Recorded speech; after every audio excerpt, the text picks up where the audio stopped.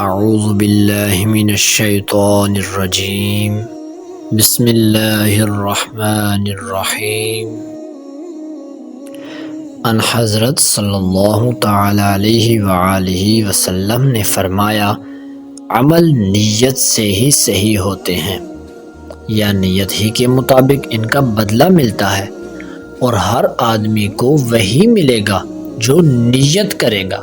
پس جو کوئی اللہ اور اس کے رسول کی رضا کے لیے ہجرت کرے، اس کی ہجرت اللہ اور اس کے رسول کی طرف ہوگی، اور جو کوئی دنیا کمانے کے لیے یا کسی عورت سے شادی کرنے کے لیے ہجرت کرے گا تو اس کی ہجرت انہی کاموں کے لیے ہوگی۔ کتاب الایمان کے بیان میں، صحیح البخاری شریف، حدیث نمبر 54۔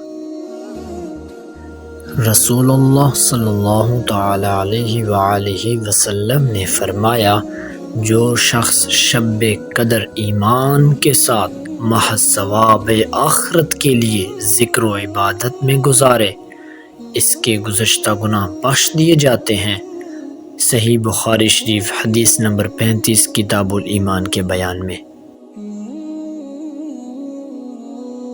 ان حضرت صلی اللہ تعالی علیہ وآلہ وسلم نے فرمایا، بے شک تو جو کچھ خرچ کرے اور اس سے تیری نیت اللہ کی رضا حاصل کرنی ہو تو تجھ کو اس کا ثواب ملے گا، یہاں تک کہ اس پر بھی جو تو اپنی بیوی کے منہ میں ڈالے۔ حدیث نمبر 56، کتاب الایمان کے بیان میں۔ علامہ صاحب اس کی وضاحت میں بیان فرماتے ہیں کہ اپنی بیوی کے منہ میں ڈالنے سے مراد جو وہ اپنے اولاد پر، اپنی بیوی کو کھانا کھلانے پر خرچ کرے گا، اگر اللہ کی رضا کے لیے ہے تو اس پر بھی اسے ثواب ملے گا۔